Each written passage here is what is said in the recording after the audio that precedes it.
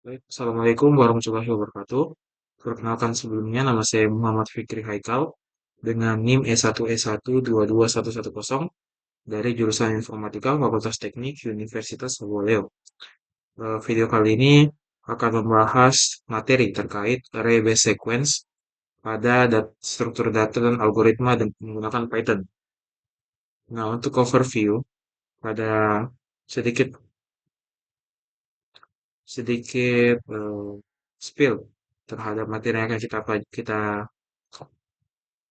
pelajari pada kesempatan ini. Yang pertama itu tentang Python sequence type. Kemudian ada low level array atau array dengan tingkat rendah. Nah, pada low level array kita akan mempelajari terkait referential array dan juga compact array. Nah, selanjutnya ada dynamic array and amortization atau ya dynamic array dan amortization. Nah, pada dynamic array dan amortization ini kita akan mempelajari bagaimana implementasi dari dynamic array itu sendiri dan juga analisis diamortisasi dari si array dinamis. Dan juga ada Python list class atau kelas Python, kelas list Python. Nah, selanjutnya ada efisiensi dari Python sequence type, yaitu ada list and tuple class dan juga string class. Dan materi terakhir nanti akan ada using array based sequence. Nah, langsung saja pada Python sequence type, types, atau tipe sequence pada Python. Nah, sequence kelas pada Python itu ada tiga, yaitu ada list, tuple, dan str atau string. Oh, sorry, str. Nah, common behavior, common behavior is support indexing to access individual element of sequence. Jadi, setiap sequence di sini itu mendukung pengindeksan atau mengakses suatu elemen dalam sebuah list berdasarkan indeksnya. Jadi, masing-masing itu menggunakan konsep low level yang dikenal sebagai array untuk merepresentasikan si urutan atau sequence. Different lies in, atau perbedaannya, itu terletak pada abstraksi yang diwakili oleh kelas-kelas ini dan bagaimana struktur data kompleks ini tuh diimplementasikan. Jadi, deeper understanding of this data structure is important. Atau pemahamannya itu lebih mendalam tentang si struktur data yang dimana ini penting bagi seorang programmer yang baik, a good programmer. Nah, selanjutnya ada yang namanya low level array.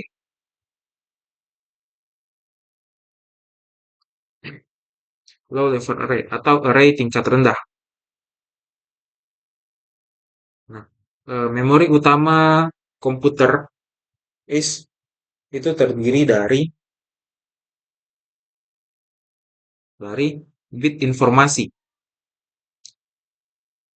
yang dimana bit-bit ini tuh disebut biasanya dikelompokkan menjadi unit-unit yang lebih besar yang bergantung pada arsitektur sistem yang tepat.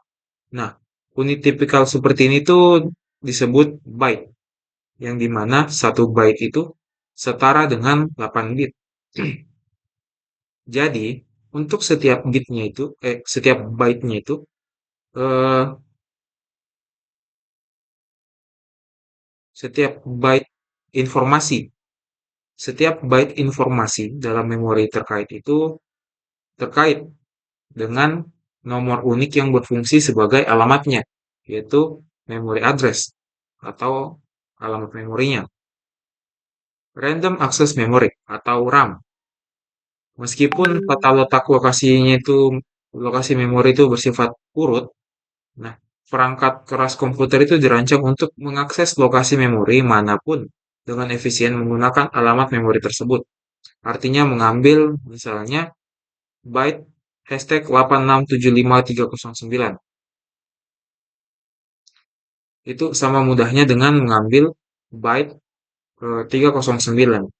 Jadi setiap byte-nya itu Setiap byte individual dalam memori itu dapat disimpan atau diambil dalam waktu 0, 1 time. Sama, waktunya sama.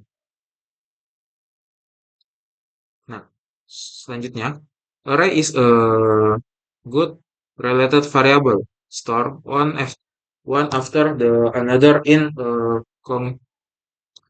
contiguous portion of the computer's memory.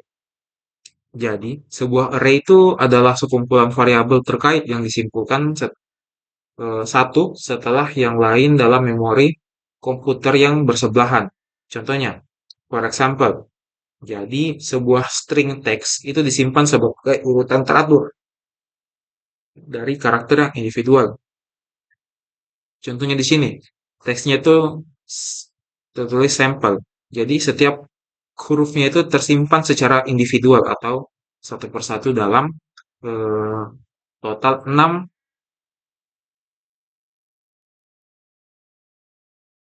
indeks, 6 list ya seperti itu. Jadi setiap selnya itu dari sebuah array itu harus menggunakan jumlah byte yang sama. Jadi setiap urutan ini, setiap selnya itu jumlah byte-nya itu sama, sama.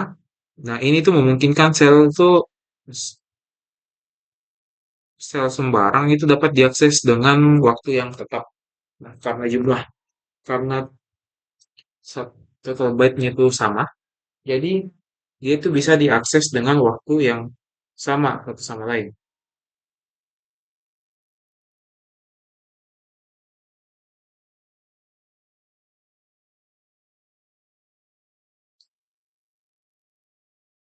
Nah, masuk pada referential array. Jadi, eh, Python itu memiliki eh Python itu mewakili instansi daftar atau list atau tuple dengan menggunakan mekanisme penyimpanan internal berupa array referensi dari objek. Nah, jadi di tingkat rendah atau low levelnya, array itu terdiri dari urutan alamat memori tempat array elemen list itu, elemen list, elemen urutan atau sequence itu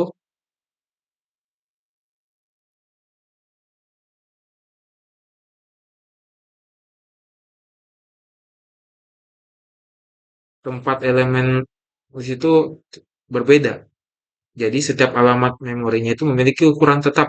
Dan dengan demikian, Python itu dapat menyediakan akses waktu yang konstan ke elemen list atau tuple berdasarkan indeksnya. Jadi daftar atau tuple, list atau tuple itu akan sederhana menyimpan urutan referensi ke objek yang akan disimpan. Nah, a single list instance may include multiple reference to the same object as element of the list. Jadi, sebuah instansi dari tunggal itu dapat mencakup beberapa referensi ke objek yang sama seperti elemen dalam daftar. Jadi misalnya di sini kita punya apa namanya ini?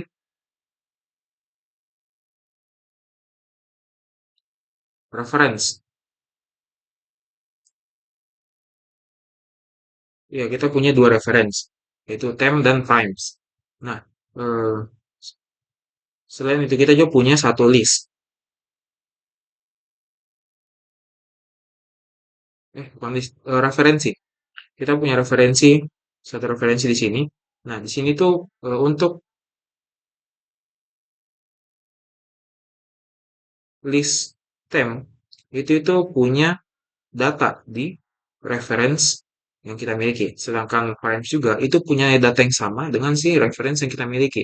Ini yang disebut bahwa sebuah list instansi tunggal itu dapat mencakup beberapa referensi ke objek yang sama sebagai elemen dalam listnya.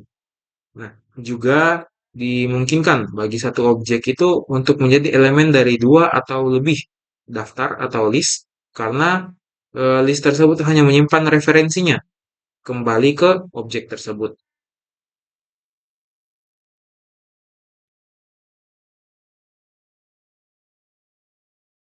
Nah, next kita masuk pada compact array in Python atau eh, array ringkas dalam Python.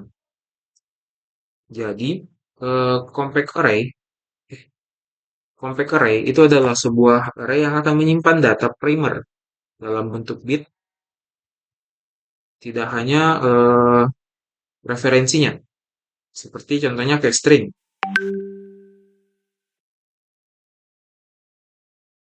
Advantage of compact array.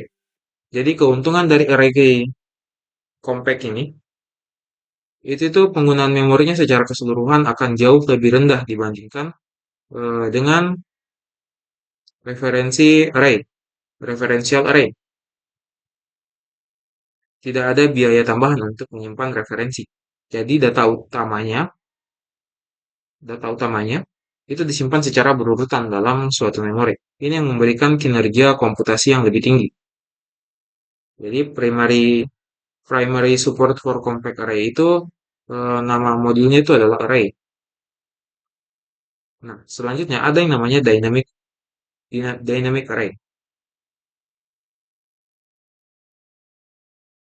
Jadi, kapan kita membuat suatu low level array atau array tingkat rendah, itu tuh perlu untuk secara eksplisit menentukan ukuran tepat dari array tersebut selama instan inisiasi, instansiasi.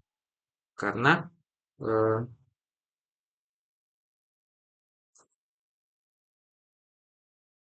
hal yang sama itu berlaku untuk tuple dan str, yang dimana pada Python itu bersifat immutable atau tidak dapat diubah. Yang dimana setelah kita buat eh, ukuran atau isinya itu tidak akan lagi kita bisa ubah kalau sudah dibuat di awal. Jadi kelas list Python itu mewakili array dinamis, di mana elemen itu bisa ditambahkan atau dihapus dari daftar. Semantik dari array, semantics dari array dinamis itu tuh mempertahankan array dasar yang memiliki kapasitas lebih besar daripada panjang saat ini dari si list. Nah, jika kapasitas yang disediakan itu habis, sistem akan menginisialisasi array baru yang lebih besar dan array yang lebih lama kemudian diambil kembali oleh si sistemnya.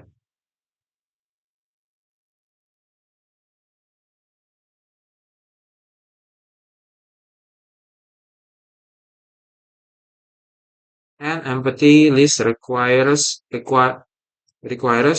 some space.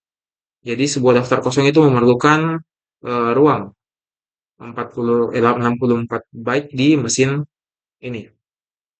Nah, ini tuh diperlukan untuk menyimpan informasi berikut, seperti jumlah elemen aktual yang saat ini disimpan dalam suatu list. Nah, jumlah maksimum elemen yang dapat disimpan dan juga referensi ke area yang sama, ini dialokasikan. Jadi setiap alamat memori itu adalah angka 68 bit atau 8 byte dengan kapasitas cadangan meningkat 32 byte atau 4 sel menjadi 64 atau 8 sel dan seterusnya saat array diperluas terus-menerus dengan menambahkan si objek baru. Nah, di sini ada implementasi dari si dynamic array.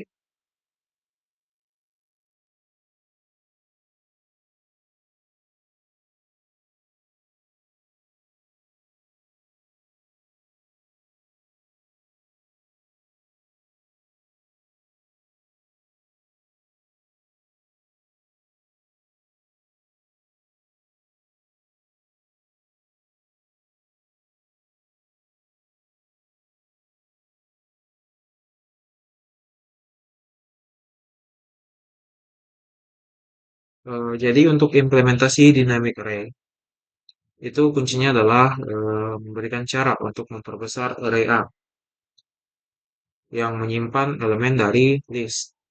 Nah, jika sebuah elemen itu ditambahkan ke list pada saat array dasar sudah penuh, itu kita memerlukan langkah-langkah berikut. Nah, yang pertama itu mengalokasikan array baru, B, dengan kapasitas yang lebih besar. Nah, selanjutnya kita akan mengatur di mana si N itu menyatakan jumlah item saat ini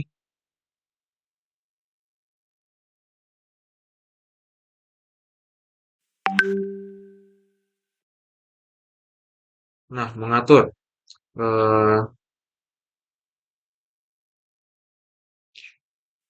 yang dimana si B itu sama dengan A. Jadi untuk I itu sama dengan 0 sampai N dikurang 1. Nah, selanjutnya, insert the new element in the new array. Jadi setelah membuat array baru, kita akan memasukkan si elemen yang ada di array lama ke array barunya. Ini untuk ilustrasinya. Di sini kita punya array A. Nah, karena si array A sudah penuh, maka kita buat array baru. Nah, array barunya ini kapasitasnya akan dua kali lebih lebar, lebih luas dari array A. Nah, selanjutnya elemen dari array A akan dimasukkan ke array baru, array B. Dan array A akan kosong dan semua elemen akan masuk ke si array baru akan menjadi si elemen array A. Dan array yang tadinya full akan kosongkan dan dihapus di belakang.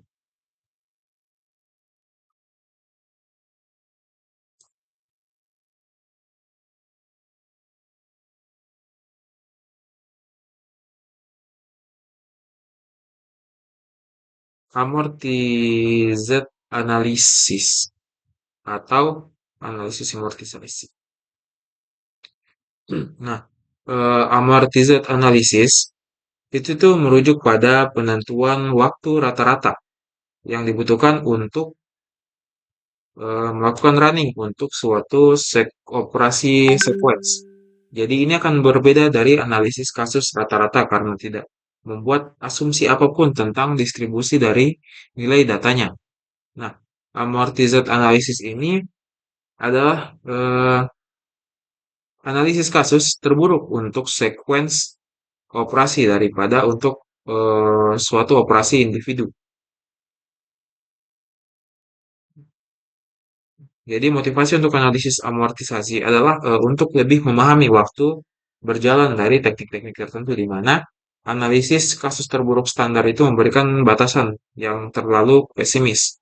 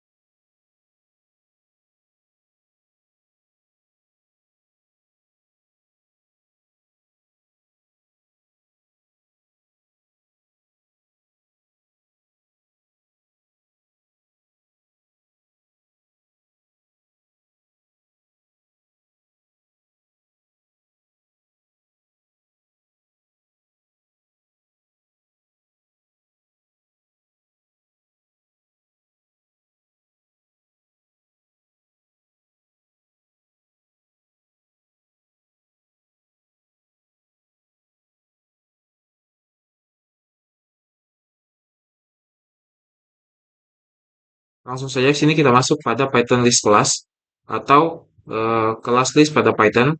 Nah, Python itu implementasi metode append itu pada Python menunjukkan perilaku waktu konstan yang diamortisasi. Jadi, eh, seperti yang kita lihat di sini, waktu amortisasi untuk setiap penambahan adalah independen dari nilai n-nya. Jadi misalnya n-nya adalah 100, maka waktunya adalah 0,278. Jika waktunya jika n-nya itu 1000, waktunya yang dibutuhkan adalah 0,181 dan seterusnya. Selanjutnya itu efisiensi of Python sequence types.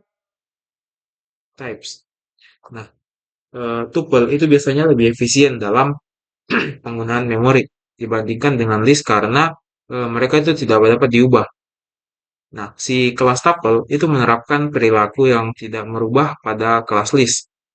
Jadi dia itu constant time operation atau eh,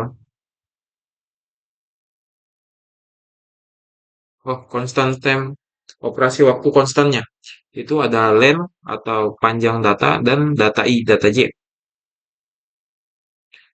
Searching for a currency of value.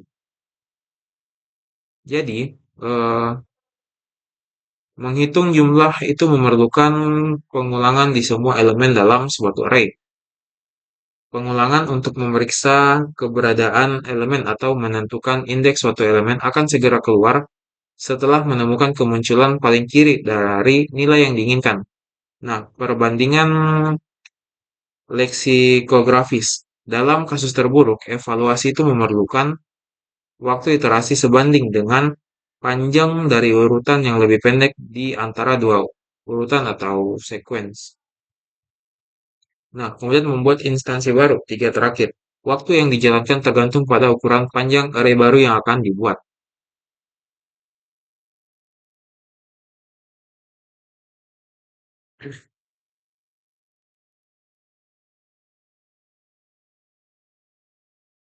Nah, di sini kita akan melihat yaitu materi adding element to a list atau menambahkan suatu elemen ke dalam suatu list. Ada yang namanya insert. Nah, fungsi insert sendiri itu akan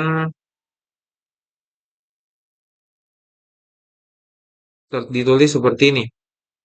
Insert k, value.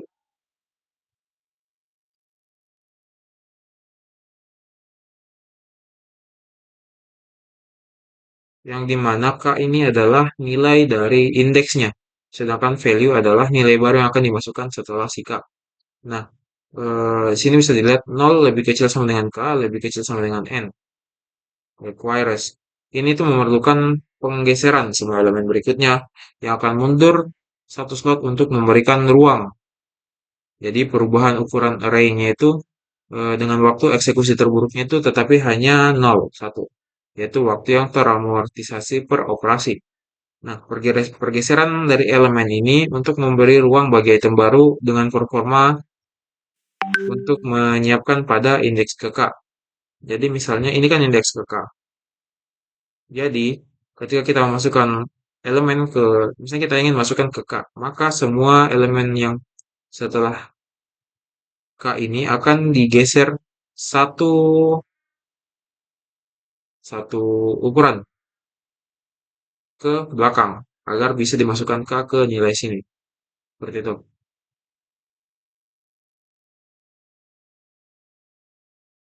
Nah, sekarang ada yang namanya removing element for a list. Yang pertama ada metode pop. Nah, pop itu akan menghapus elemen terakhir dari suatu list. Itu untuk pop. Sedangkan untuk pop K, ini akan menghapus sesuai dari indeks yang dimasukkan. Jadi, misal kita ingin memasukkan pop 2. Jadi, penghapusan akan terjadi pada indeks kedua dari list yang kita miliki. Selanjutnya ada remove. Jadi, untuk remove sendiri, eh, dia akan menghapus suatu nilai tertentu tanpa menentukan indeksnya di mana dari suatu list. Itu untuk si remove.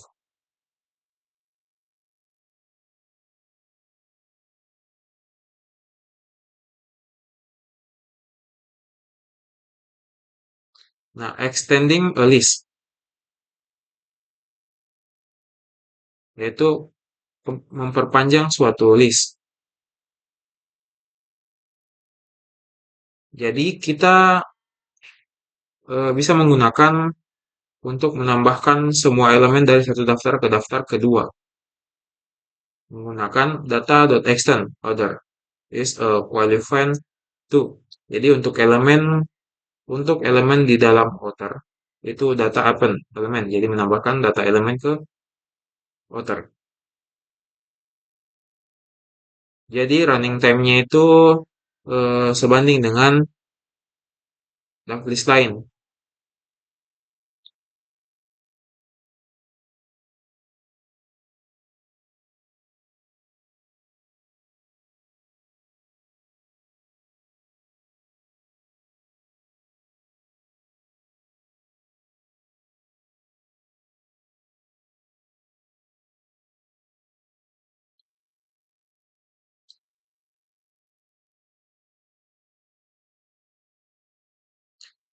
Jadi di sini ada Python string class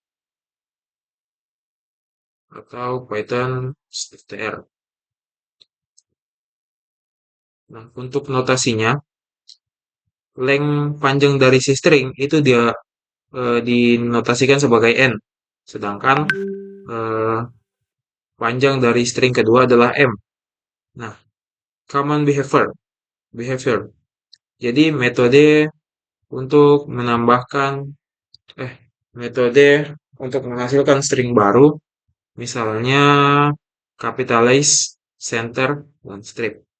Itu tuh memerlukan waktu yang sebanding dengan panjang dari string yang ingin kita hasilkan. Jadi,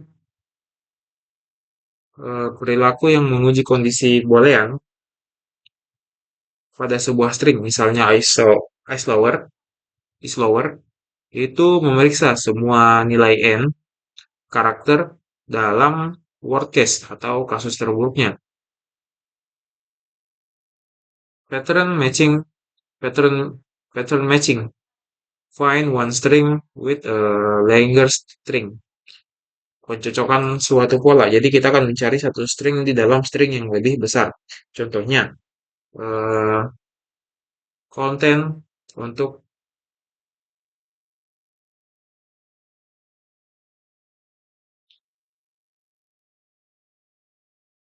jadi implementasinya itu akan mengarah pada kompleksitas waktu karena ada n kurang m plus 1 starting indeks awal untuk pola dan kita itu habiskan untuk waktu 0m-nya. Jadi di setiap posisi awal itu untuk memeriksa apakah polanya cocok. Composing string itu akan membuat string baru dari string lain. Contohnya kita kan memiliki string besar bernama dokumen. Nah, eh, tujuan kita adalah membuat string baru huruf yang hanya bisa berisi karakter alfabet dari string asli dengan spasi, angka, dan tanda baca. Itu dihapus. Ini untuk contoh implementasinya. Nah, selanjutnya terakhir kita akan masuk pada array base sequence.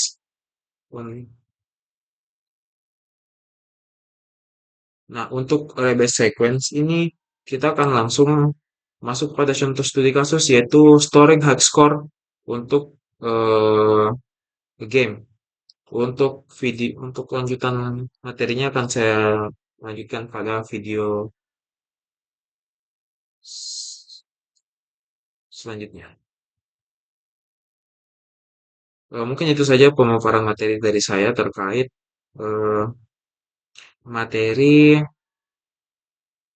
array base sequence. Mungkin kurang dan lebihnya mohon dimaafkan. Wassalamualaikum warahmatullahi wabarakatuh.